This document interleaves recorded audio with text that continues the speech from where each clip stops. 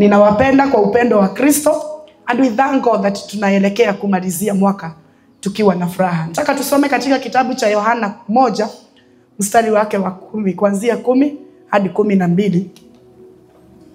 Na mada yetu ni ya kwamba nguvu ya kufanyika, power to become. Tuna nguvu ya kufanyika. Kitabu ni Yohana 1 mstari wake wa 10 inasema, ama nianzie mstari wake wa kwanza. Hapo mwanzo alikuweko neno, huyo neno alikuwa pamoja na Mungu, naye neno alikuwa Mungu. Tangu mwanzo huyo neno alikuwa pamoja na Mungu. Vitu vyote viliumbwa kwa yeye, wala pasipo yeye hakuna chochote kilichoumbwa ambacho kimeumbwa. Ndani yake ndimo ulimokuwa uzima, na huo uzima ulikuwa nuru ya watu. Nuru hung'aa gizani, nalo giza halikuishinda. Alikuja mtu mmoja aliyetumwa kutoka kwa Mungu, jina lake Yohana. Alikuja kama shahidi apate kuishuhudia hiyo nuru ili kwa kupitia kwake watu wote waweze kuamini. Yeye mwenyewe hakuwa ile nuru, bali alikuwa kuishuhudia hiyo nuru, kwamba nuru halisi imwangaziayo kila mtu ilikuwa inakuja ulimwenguni. Mstari wa 10. Huyo neno alikuwa ulimwenguni, na ingawa ulimwengu uliumbwa kupitia kwake, haukumtambua. Alikuja kwa walio wake, lakini hawakumpokea. Nataka tuelewe na tushike hizo mistari vizuri. 10. Huyo neno alikuweko ulimwenguni, na ingawa ulimwengu uliumbwa kupitia kwake, haukumtambua. Alikuja kwa walio wake, lakini wao hawakumpokea. Mstari wa 12. Bali wote waliompokea aliwapa uwezo, ama aliwapa nguvu, wa kufanyika watoto wa Mungu. Ndio wale waliaminio jina lake. Vitabu vya gospel ambazo ni Matthew, Mark, Luke and John zinaongea kuhusu mtu mmoja ambaye ni Yesu Kristo, lakini kwa njia tofauti tofauti kulingana na mahali walipokuwa na wale watu waliokuwa wanaongelesha. Matthew, ukisoma Mathayo, inaongea sana kuhusu sermons. Ukisoma kitabu cha Mariko, kinaongea kuhusu miracles, miujiza. Luka anaongea kuhusu parables. John anaongea kuhusu doctrine. Lakini hawa watu wote wanne wanapoongea, wanaongea kuhusu mtu mmoja aliyekuwa anaitwa Yesu Kristo. Na neno la Mungu limetuambia ya kwamba tangia mwanzo kulikuwa na neno, na neno alikuwa ndani ya Mungu, na neno alikuwa Mungu. Huyo neno alikuwa ni Kristo. Kabla kuumbwa kwa ulimwengu, Kristo alikuweko, na ndiye alikuwa neno, na hiyo neno likaumba dunia. Kama neno halikutajwa, ulimwengu haugeubika. Kama Kristo hakuwa, ulimwengu haugeubika. Neno la Mungu linatuambia ya kwamba mstari wa 10, huyo neno alikuweko ulimwenguni, na ingawa ulimwengu uliumbwa kupitia kwake, haukumtambua. Bwana Yesu apewe sifa. Yohana akaelezea kuhusu kuja kwa Yesu Kristo, na wakati anaambia watu wajiandae na wajitayarishe, kwa sababu kuna yule ambaye atakuja. Wakati Kristo amekuja katika ulimwengu ulioumbwa kupitia jina lake, wale aliowapata hawakumpokea. Walimkataa, wakamtesa, wakamdhihaki, hawakumpokea. Jina la Bwana lipewe sifa. Lakini neno la Mungu linaendelea kusema ya kwamba alikuja kwa walio wake, lakini wao hawakumpokea. Bali wote waliompokea aliwapa uwezo, aliwapa nguvu wale waliompokea. That means kuna watu ambao wanasikia kuna Yesu, wanasikia kuna Mungu, lakini bado hawajampokea. Kama hujampokea, hauna nguvu ya kufanyika. Wale wana nguvu ya kufanyika ni wale ambao wamempokea huyu neno, ni wale ambao wamepokea huyu Kristo awe Bwana na Mwokozi katika maisha yao. Jina la Bwana lipewe sifa. Haleluya. Yesu alionekana akiwa mtu tu wa kawaida kama mimi na wewe, lakini alifanya mambo yasiyo ya kawaida. Jina la Bwana lipewe sifa. Kwa maana alikuwa na nguvu kutoka kwa Mungu. Alionekana mtu wa hapa duniani, lakini alikuwa Mungu. Haleluya. Yesu aliishi hapa miaka 33, lakini anaishi milele. Haleluya. Alipofika hapa duniani, watu hawakumpokea. Na hata sasa, kama jinsi tunavyoongea, bado kuna watu hawajamkubali. Bado kuna watu hawajaamini kuna Kristo. Atukuzwe Mwokozi. Christ is the way. Yeye ndiye njia, yeye ndiye ukweli, yeye ndiye uzima.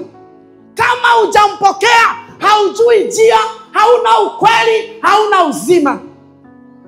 Because when Christ is in you, you have eternity, you have the life. Bwana Yesu apewe sifa. Na unapata nguvu ya kufanyika kile ambacho alikuumba ukafanyike. Kila mmoja wetu ndani yako, wale wamempokea Kristo, wana nguvu isiyo ya kawaida, ambayo inaweza fanya mambo yasiyo ya kawaida. Haleluya. Elijah alikuwa mtu kama mimi na wewe. Joshua alikuwa mtu kama mimi na wewe. Lakini hawa watu walifanya mambo yasiyo ya kawaida. Kwa maana walijua ndani yangu niko na nguvu ambayo siyo ya kawaida. Niko na mtu ambaye ananiwezesha kufanya haya. Jina la Bwana lipewe sifa. Nguvu ya kufanyika. Je, unayo nguvu ya kufanyika kile kitu ambacho ungependa ukue? We have the power. Number 1, we have the power to become God's friends. Tuko na nguvu ya kufanyika marafiki wa Yesu. Yohana 15:15. Neno la Mungu linasema ya kwamba siwaiti nyinyi watumishi tena, kwa sababu watumishi hawajui bwana wao. Kristo anawaambia ya kwamba mimi siwaiti tena. John 15:15. Neno la Mungu linasema siwaiti tena watumishi. Wale watu ambao ni watumishi hawaambiwi na yule ambaye amewaajiri siri zake. Hakuna mtumwa anaweza ambiwa na mkubwa wake siri zake. Hakuna. Lakini yule ambaye ni rafiki, na Kristo anatuambia ya kwamba bali nyinyi mmekuwa marafiki wangu. Kwa hivyo anatufunulia siri. Rafiki unamfunulia siri yako. Bwana Yesu apewe sifa. Remember Jonathan and Daudi. Jonathan akajua baba anataka kuua Daudi, na Daudi ni rafiki yangu, ni lazima nimfichurie hii siri ya kwamba baba anataka kumuua. Do we have such kind of friends ambao wanasikia mahali watu wakisema kitu kukuhusu, wanakuja wanakuambia fanya 1 2 3 4 because kuna mipango inapangwa kwa ajili yako uangamie? Do we still have such kind of friends ambao wanaweza kukuambia usipitie hiyo njia, pitia hii ingine, kwa sababu hiyo iko na maadui wanakungojea, ama anataka uende ukakutane na wao? Wakati Yesu anatuambia tumepewa nguvu ya kufanyika marafiki wake. Jambo la pili, na hapo unaweza pia soma Genesis 18:17-18. Abraham alikuwa rafiki wa Mungu na Mungu alimfunulia siri zake. Naomba katika jina la Yesu, katika huu mwezi, kuwa rafiki wa Yesu. Kuwa rafiki na Mungu, akufunulie siri zake na zile vitu amekuwekea. Imagine tumewekewa vitu vizuri, lakini kwa sababu bado hatujakuwa marafiki na Yesu, hawezi akatuambia ni nini ametuwekea. Abraham anafichuliwa siri, anawaambia ya kwamba nitakufanya baba wa mataifa. Wewe umefunuliwa siri gani? Unajua utakuwa baba wa wapi? Ama utakuwa kiongozi wa wapi? Tell me. Kama sio kufikiria tu unafikiria, Mungu ananena na Abraham kwa sababu ni rafiki yake. Jambo la pili, tumepewa nguvu ya kubeba baraka za Mungu. Power to become a carrier of the God's blessings. God blessings. Mahali popote utakapokanyaga, wewe umebeba uwepo wa Mungu. Ukiingia mahali, watu wanastahili kujua ya kwamba kuna mtumishi wa Mungu ambaye ako na nguvu za kiungu ndani yake ameingia. Kama wako wanaongea mambo mazuri, wanabadilisha topic. Lakini ukipata unaingia mahali watu wanaendelea tu na ile topic walikuwa wanaongea nayo, ya mchezo, ya musaa, ya maneno ambayo hata haina nidhamu, jua ya kwamba kuna mahali haujafika bado. Wakristo tunastahili kuingia mahali watu because we are the light, we are the salt. Wewe ni chumvi, wewe ni mwanga. Jina la Bwana lipewe sifa. Amen. Jambo la tatu ni ya kwamba tumepewa nguvu ya kufanyika vyombo vya dhamana. Timotheo wa 2:2 mstari wake wa 20 na 21. Hiyo ni neno ambalo tunalijua. Kwenye nyumba kuna vitu vya aina mbalimbali vya dhamana. Hebu tuwekee 2 Timothy 2:20. Inasema ya kwamba katika nyumba kubwa si kwamba kuna vyombo vya dhahabu na fedha tu, bali pia vimo vyombo vya miti na vya udongo, vingine kwa matumizi maalum na vingine kwa matumizi ya kawaida. Wewe ni chombo cha dhamana. Unajibeba namna gani? How do you carry yourself? Kitu cha dhamana, one time niliwaambia kwamba unakitunza, unakiweka vizuri. Nguo ya sate hauichangani na nguo za kwenda shamba, unless wewe haujajua udhamani wako. Bwana Yesu apewe sifa.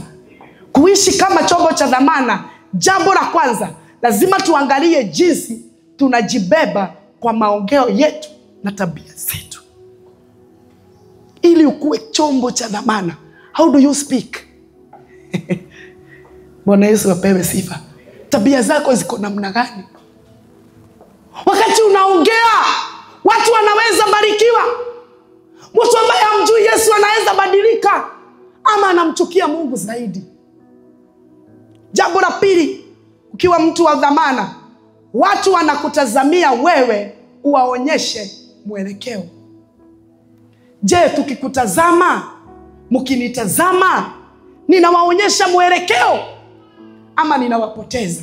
Watoto wako wakikuangalia, unawaonyesha mwelekeo, unawaonyesha njia, ama unawapotoza? Bwana Yesu apewe sifa. Je, wewe njia zako ziko namna gani? Kama wewe ni mtu wa dhamana, unajibeba kwa udhamana. Jambo la tatu, kuinuka kwa kiongozi ama kuinuka kwa mchungaji ni kuinuka kwa wengi, na kuanguka kwa kiongozi ni kuanguka kwa wengi.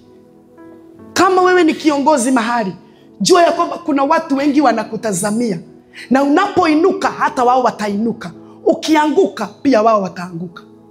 Kama wewe ni mzazi, watoto wako wanakutazamia. Ukiinuka pia wao wanainuka. Ukianguka usiexpect ati hata wao watasimama, wataanguka. Na jambo la 4, power to become a weapon of battle. Wewe uko na nguvu ya kukua silaha ya vita. Tumepewa nguvu na mamlaka. Imagine wewe ni silaha ya vita ya Mungu. Mungu anakutumia kwa kupigana vita, kwa kupiga adui. When you are praying, kusambaratisha, kuangamiza, kung'oa, kubomoa, kuharibu kila mipango yote ya shetani, wewe ni silaha ya Mungu anakutumia. You remember kijana aliyekuwa anaitwa Samson, wakati Wafilisti walimjia, akachukua, what do we call it? What do we call it? Jawbone ya punda. Punda alikuwa amekufa, akaenda akamrarua, akachukua jawbone yake, akaangamiza watu, akaua watu wengi kupitia a jawbone. What is a jawbone that God is using to kill the enemies? Mtu mwingine alikuwa anaitwa Joel, ambaye aliua mtu aliyekuwa anaitwa Sisera na nyundo, ambapo Sisera alikuwa anaua watu wa Mungu wa Israeli. Akakimbia akajificha kwenye tent mahali ambaye Joel alikuwa amekaa. Akamwambia, "Jo hapa nikufiche." alikuwa amepewa binu na Mungu. Alipoingia kwenye ile tent, akamfunikia, alafu akachukua nyundo, akang'oa msumari, ikamduga Sisera, ikamuangamiza, akafa. Nyundo ikaua adui aliyekuwa na huwa watu wa Mungu. Unaweza soma hiyo in the book of Judges 4:21. Na hiyo ya Samson usome Judges 15:16.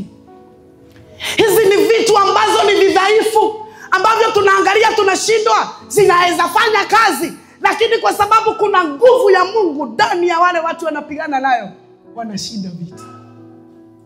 Mungu anatumia vitu vya kawaida kufanya mambo yasiyo ya kawaida. Jina la Bwana lipewe sifa. Na jambo la mwisho, tumepewa nguvu ya kubeba uzima. Power to become a carrier of life. We have the power to carry life. Sisi tunabeba uzima. Sisi tunabeba uhai.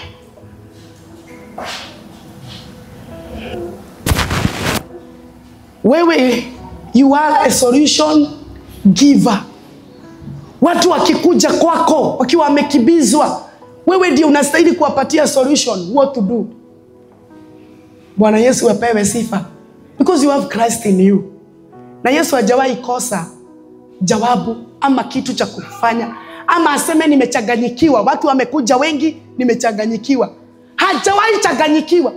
If you carry Christ in you, kama umebeba Kristo ndani yako, uko na solution ya kila jambo katika huu ulimwengu.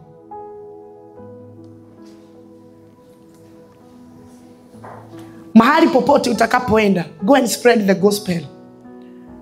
Sisi tunainua watu wa, we raise mighty people, strong, faith and courageous in God's service. Are you courageous? Do you have faith? Are you faithful in whatever you do? Are you strong?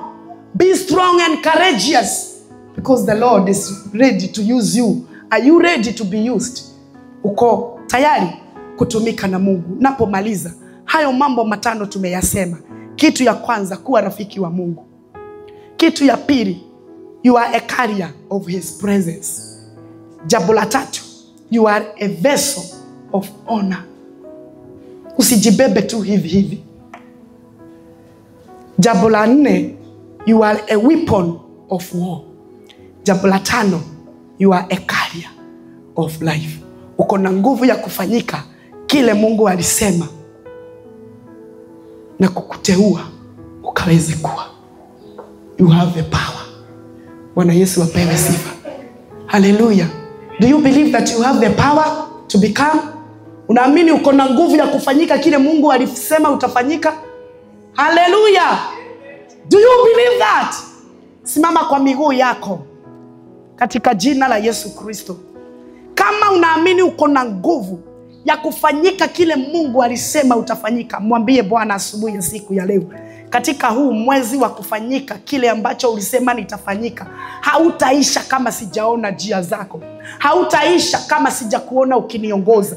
Hautaisha. Mahali popote nitakapoenda Bwana, uzima utapatikana katika jina la Yesu Kristo. Solutions zitapatikana katika jina la Yesu Kristo. Nisaidie nikuwe rafiki yako katika shughuli zangu zote. Nisaidie mahali pote ninapoenda Bwana. Wewe unaonekana. I carry your presence, oh God, and we cannot go without you, Jesus. We need you in this month. Go with us, our Father, in the name of the Lord Jesus.